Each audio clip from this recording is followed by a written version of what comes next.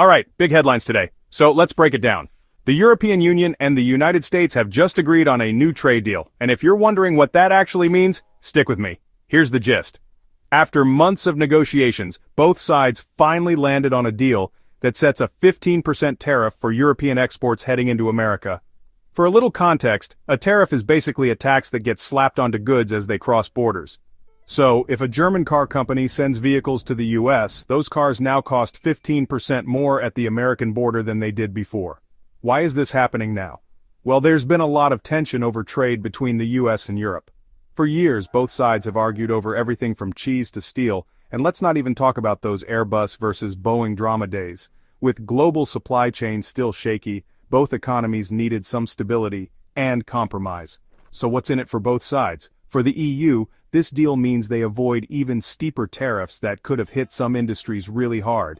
And for the US, it's a way to protect certain American industries, from cars to agriculture, without completely shutting out European goods.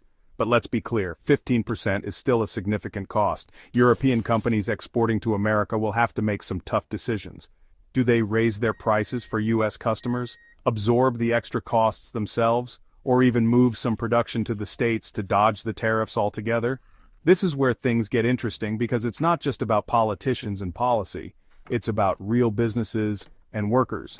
On the flip side, American consumers might notice some of their favorite European products, whether it's French wine, Italian cheese, or German cars, getting just a bit pricier. And let's not forget, tariffs have a way of sparking counter-tariffs. The EU could decide to respond, which means American exports to Europe might face new hurdles too. So, is this a good deal? It depends on who you ask. Some argue it brings much-needed predictability and prevents a bigger trade war. Others say it still raises costs and could hurt both economies in the long run.